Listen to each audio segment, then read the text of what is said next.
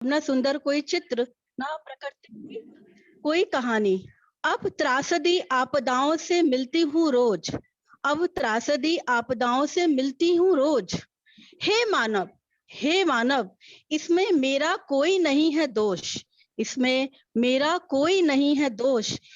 तूने रे मानव विकास का खेल कैसे खेला, तूने रे मानव विकास का खेल कैसे खेला। प्राकृतिक सौंदर्य, पहाड़ों की वो सुंदर कहानी, भूस्खलन आपदाओं से जूझती हूँ मैं। ए मानव, तेरे कारण अब टूटती हूँ मैं, तेरे कारण अब टूटती हूँ मैं। तेरा निरंकुश स्वभाव मुझे नहीं भाया, तेरा निरंकुश स्वभाव मुझे नहीं भाया। इसलिए अरे मानव, यही स्वभाव अब काल है लाया, यही स्वभाव तेरा अब काल है लाया। रे मानव, तू भर विकास की ऊंची उड़ान, कहलवा लेके मनुष्य हो गया महान, मनुष्य हो गया महान। पर रे मानव, यह ना कभी भूलना, तेरा जीवन भी मुझसे है, मनुष्य तेरी ये जंग अब तुझसे ही है। तेरा विकास आज तेरी मौत में बदल रहा, तेरा विकास आज मौत में बदल रहा। तेरा विकास कर्म क्यों ना आज तुझसे ही थम रहा। अब थम जा कर ले विश्राम, अब मानव थम जा कर ले विश्राम। प्रकृति गोद में ही तुझे मिलेगा आराम, प्रकृति की गोद में तुझे मिलेगा आराम। पेड़ लगाकर अपनी भावी पीढ़ी को बचा, पेड़ लगाकर अपनी भावी पीढ़ी को बचा।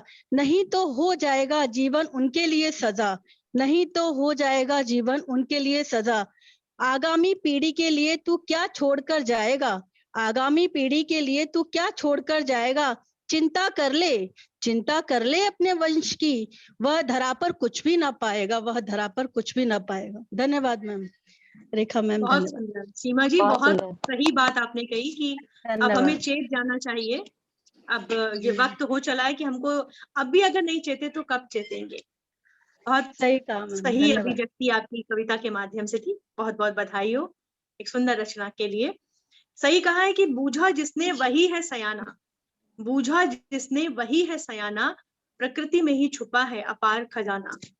तो हमें उन खजानों की बात याद रखनी चाहिए, अपने जहन में बिठा के रखनी चाहिए, तभी हम उनका सदुपयोग कर सकते हैं। और अब मेरी अगली दोस्त आ रही हैं, जिनके लिए मैं एक शेर कहना चाहूंगी कि हौसलों की बात आई है तो सुन लीजिए, हौसलों की बात आई है तो सुन लीजिए, सिर्फ मेरे नाम से बदले हैं तूफानों के रुख। मैं बात कर रही हूँ गीता नायक जी की। गीता नायक जी अपना काव्य पाठ प्रस्तुत करें। धन्यवाद मैम। आवाज आ रही है ना मेरी? जी बिल्कुल आ रही है, और आप बड़ी खूबसूरत भी नजर आ रही हैं। थैंक यू मैम, धन्यवाद मैम। मैं माँ शारदे को सादर प्रणाम करती हूँ और उपस्थित आप सभी को सादर प्रणाम करती हूँ। और आज का जैसा विषय है पर्यावरण के ऊपर हम सभी को अपनी कविता प्रस्तुत करना है, तो मेरी भी एक बहुत छोटी सी कविता है। और मेरी कविता का शीर्षक है कि वृक्ष का मर्म। हम सभी जानते हैं कि पर्यावरण का सीधा संबंध वृक्षों से है। तो देखिए वृक्ष हम मनुष्य से क्या कहते हैं, ये मैं आप सभी के बीच इस कविता के माध्यम से रखना चाहती हूँ।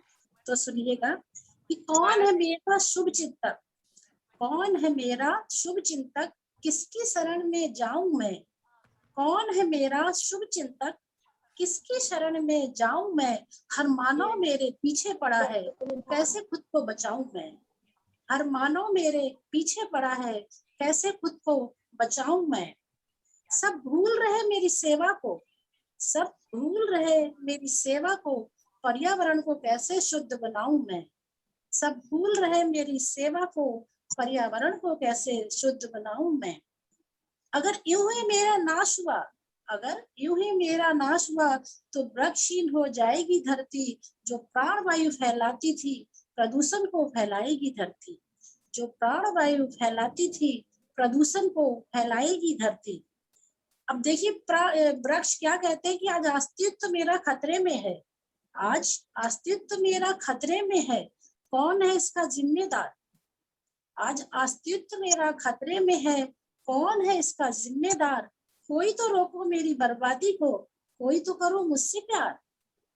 कोई तो रोको मेरी बर्बादी को, कोई तो करो मुझसे प्यार। और अंतिम पंक्तियां मैं आपके बीच रखना चाहती हूँ, जो इस पूरी कविता का सार है कि वो वृक्ष हमसे क्या चाहते हैं। सुनिएगा।